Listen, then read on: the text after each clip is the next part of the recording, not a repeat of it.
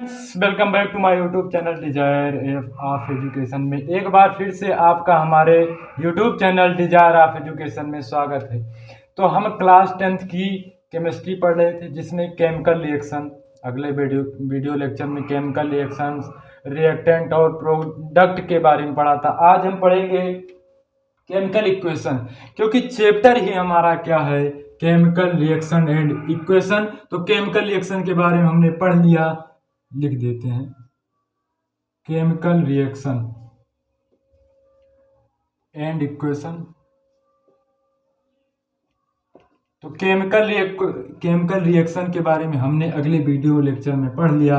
इस video lecture में हम केमिकल इक्वेशन के बारे में पढ़ेंगे। तो सबसे पहले हेडिंग डालिए केमिकल इक्वेशन। क्या होता है केमिकल इक्वेशन?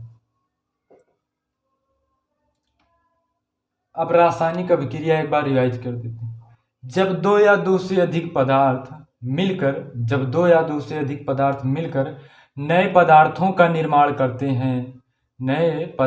निर्माण करते हैं तो वही हमारी क्या कहलाती है, रासायनिक अभिक्रिया कहलाती है। जैसे कि जल और ऑक्सीजन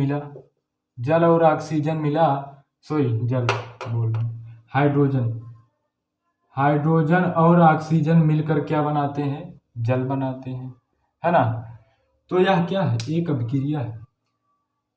पर ये जो अभिक्रिया हुई ना, जब दो या दो से अधिक तत्व मिलकर नए पदार्थों का निर्माण करते हैं या कंपाउंड का निर्माण करते हैं, एलिमेंट मिलकर कंपाउंड का निर्माण कर रहे हैं, यही हमारी अभिक्रिया कहलाती है। अब केमिकल इक्वेशन क्या है? अगर हम ये जो अभिक्रिया है इसको अगर हम इसके सिंबल्स द्वारा लिख दें, वही हमारा रासायनिक समीकरण है। जब किसी रासायनिक अभिक्रिया, इसकी डिफिनीशन सुन लीजिए। क्या डेफिनीशन,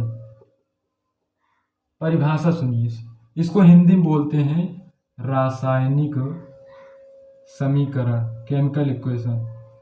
अगर हम दो या दो से अधिक किसी रासायनिक अभिक्रिया में दो या दो से अधिक तत्वों को उनके सिंबल्स द्वारा, है ना, या उनके फार्मूलों द्वारा उनको डेराइव करना, राइट करना ही क्या कहलाता है, रासायनिक समीकरण कहलाता है। जैसे इसी को लिखें तो H2 प्लस क्या हो जाएगा, H2 प्लस O2, एरो क्या H2O, है ना। अब ये इक्वेशन जो है बैलेंस नहीं है, उसको बैलेंस करना हम बताएंगे।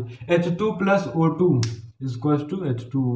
तो यह क्या है, रासायनिक समीकरण है। दूसरा एग्जांपल लेते हैं, जैसे कि Zn प्लस H2SO4, है ना।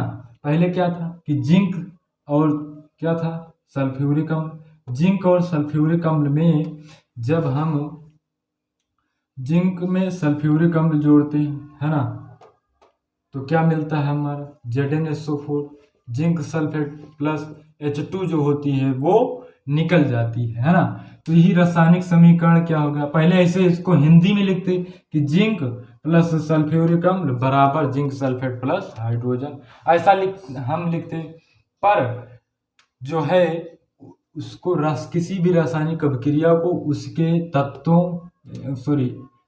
प्रतीकों और फार्मूलों के द्वारा लिखना ही हमारा रासायनिक समीकरण कहलाता है। बस यही रासायनिक समीकरण क्या था, यही था। अब हम बात करते हैं कि जैसे कि रिप्रेजेंटेशन ऑफ, अगली जो हेडिंग है हमारी वो है रिप्रेजेंटेशन ऑफ केमिकल इक्वेशंस या chemical reactions. Chemicals reactions presentation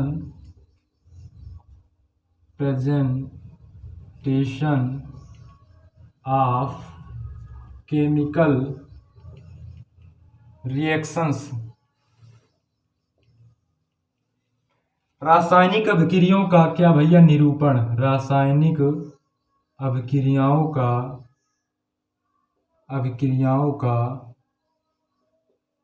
निरूपण।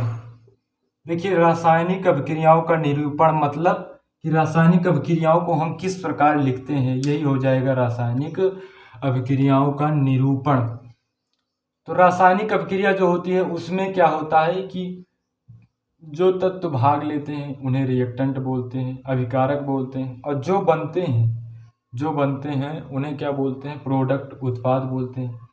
तो जो रिएक्टेंट होते हैं और जो उत्पाद होते हैं उनके जो क्वालिफिकेशंस होती हैं, उनके क्वालिटी होते हैं, वे प्रोडक्ट के क्वालिटी रिएक्टेंट के क्वालिटी से जो होते हैं भिन्न भिन्न होते हैं, अलग अलग होते हैं, ऐसा जानते हैं। अब हम रिप्रेजेंटेशन ऑफ केमिकल रिएक्शंस, रासायनिक समीकरण को रासायनिक अभिक्रियाओं को प्रदर्शित करना। तो जैसे कि इसको दो फॉर्म में लिखेंगे, कैसे, ऐसे सुनिए 1 सेकेंड। क्या होता है कि अभिकारक, ऐसे लिखिए, इसको लिख लीजिएगा कहीं, अभिकारक, उसके बाद एरो लगाते हैं, है ना, एरो लगाते हैं, फिर हमारा उत्पाद आ जाता है ना। यहाँ पर ताप या दाब, कुछ भी, उत्प्रेरक जो अभिक्रिया को कराने में मदद करते हैं। यहाँ पर भौतिक अवस्था आ जाती है ना, भौतिक अवस्था, यहाँ पर भी क्या आ जाती है, भौतिक अवस्था, कहीं कहीं डेल्टा लगा देते हैं। तो ये सब क्या है, अभिक्रियाओं को प्रदर्शित करने के फार्मूले हैं। अब अभिकारक, ये अभिक्रिया लिख गया है ना, अबे खोल क्यों नहीं रहा, ये जो अभिक्रिया नहीं, अभिकारक है। अब अभिकारक हमने बताया ही दिया कि जो अभिक्रिया में भाग लेते हैं, जो तत्व अभिक्रिया में भाग लेते हैं उसे अभिकारक बोलते हैं, जो यौगिक का निर्माण होता है उसे उत्पाद कहते हैं। अब भौतिक अवस्था, भौतिक अवस्था जैसे कि ताप हो गया, है ना, ताप हो गया, सॉलिड, ठोस, गैस, ये सब क्या हो गई, भौतिक अवस्थाएं हो गई, है ना, भौतिक अवस्थाएं हो गई। जैसे कि एक लिखते हैं, एक इक्वेशन लिखते हैं, जैसे कि हम लिखे H2 प्लस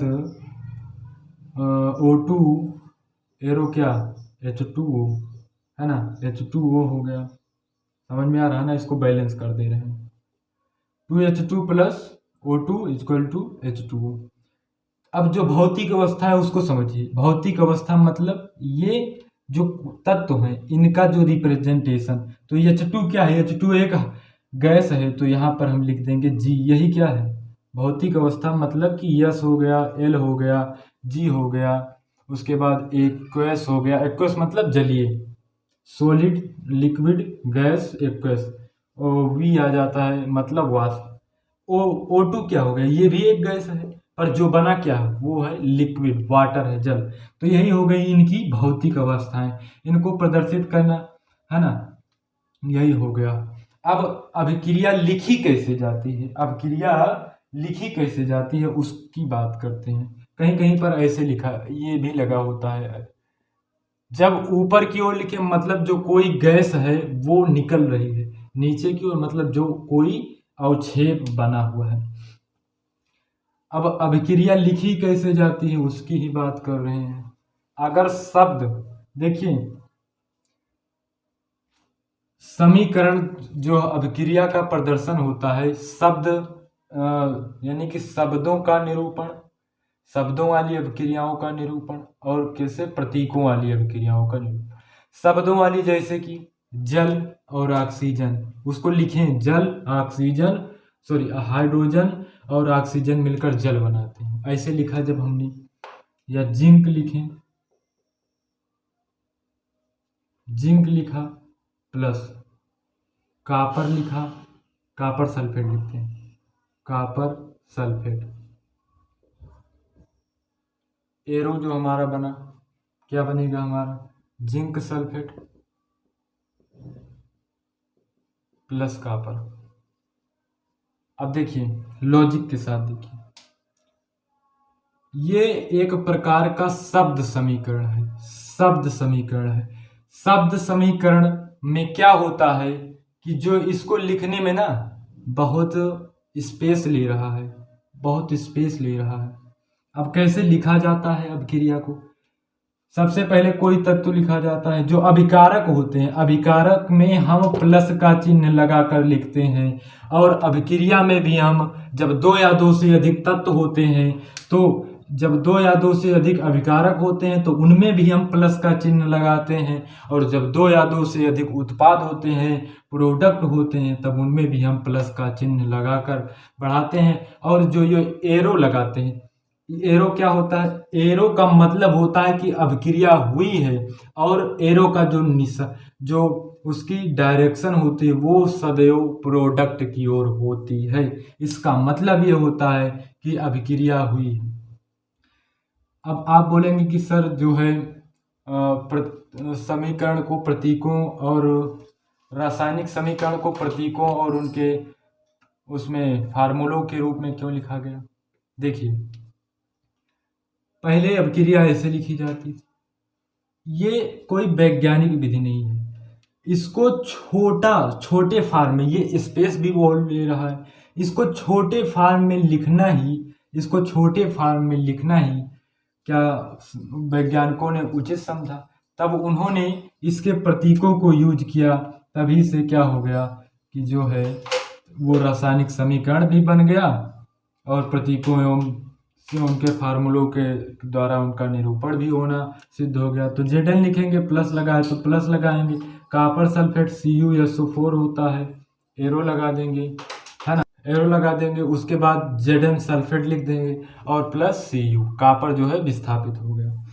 अब यही हमारा, ये क्या है, हमारा रिएक्टेंट है, मतलब अभिकारक है, और ये हमारा क्या है? प्रोडक्ट है। क्या है? प्रोडक्ट है। तो पूरा अभिक्रिया को कैसे लिखा जाता है हम सब आपको बता दिए कि कैसे उसका रिप्रेजेंटेशन होता है। अब जो यही हमारा क्या कहलाएगा? यही हमारा वो रासायनिक समीकरण भी कहलाएगा, है ना, यही हमारा रासायनिक समीकरण भी कहलाएगा। जब किसी रासायनिक अभिक्रिया को उनके तत्वों और प्रतीकों, सिंबल्स के द्वारा रिप्रेजेंट करना ही क्या कहलाता है? रासायनिक समीकरण कहलाता है। तो रासायनिक समीकरण क्या होता है पूरा समझ में आ गया।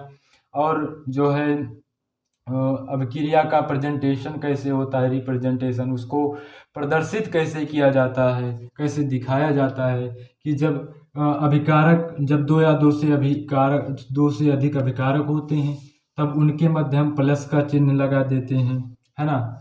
अगर उत्पाद भी होते हैं, ये LHS है, LHS बोलो या वो रिएक्टेंट बोलो, ये RHS है ना।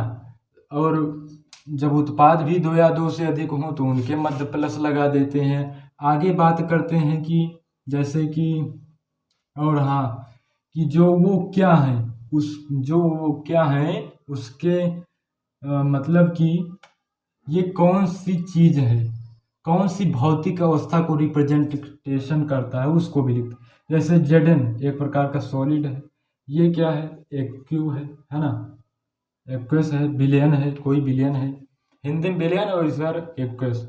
इधर ZnSO4 भी एक क्या है? एक्वस है। और ये हमारा कॉपर क्या है? ये सॉलिड है। तो अभिक्रिया को पूरा कैसे रिप्रेजेंटेशन किया जाता है सब हमने आपको बता दिया। अगर आपको वीडियो अच्छा लगा हो तो वीडियो को लाइक, शेयर, सब्सक्राइब करें, जिससे हमको मोटिवेशन मिलेगा। और सब्सक्राइब करके बेल आइकन को भी प्रेस कर दीजिए, जिससे आपको नोटिफिकेशन मिलेगा। तो बने रहिए हमारे वीडियोज के साथ, कंटेंट आपको पूरा मिलेगा। आप जो है सीरियल वाइज से सभी वीडियोज को देखिए और अच्छे से नोट्स बनाइए, अपने स्टडी को कंटिन्यू जारी रखिए, बने रहिए हमारा। Thanks for watching.